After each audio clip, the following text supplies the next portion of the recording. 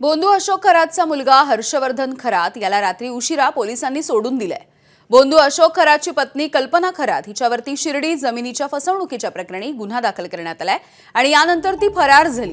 तिचा ठाव ठिकाणा शोधण्यासाठी पोलिसांनी हर्षवर्धन खरात याला ताब्यात घेत त्याची चौकशी सुरू केली। रात्री उशिरापर्यंत हर्षवर्धन खरातची कसून चौकशी करण्यात आली। बोंधू अशोक खरात आणि त्याचा मुलगा हर्षवर्धन यांची समोरासमोर बसवून देखील चौकशी करण्यात आली आहे।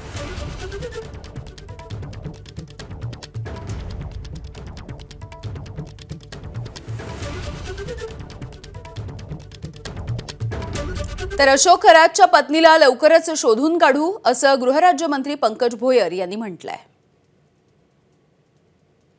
निश्चितपणे याचा सखोल तपासून त्या ठिकाणावर दोषींवरती कारवाई करण्यात येईल। खरं तर पोलीस कोठडी मिळवणं अपेक्षित होतं। पोलिसांची स्ट्रॅटेजी चुकली का? कारण की 14 दिवसानंतर जरी पोलीस कोठडी मिळत नसली तरी वेगवेगळे गुन्हे होते, वेगळ्या गुन्ह्यात मागता आली असती।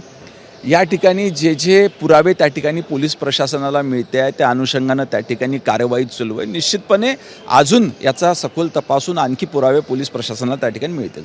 त्यांची पत्नी फरार आहे, त्या संदर्भात पोलिसांकडनं कशा प्रकारे शोध घेतला जात आहे? नाही, मी आपल्याला ऑलरेडी सांगितलं की त्या ठिकाणी SITचं गठन करण्यात आलेलं, कोणी कुठेही फरार झालं तरी पोलीस त्या ठिकाणी शोधून काढतील। ABP माझा, उघडा डोळे बघा नीट।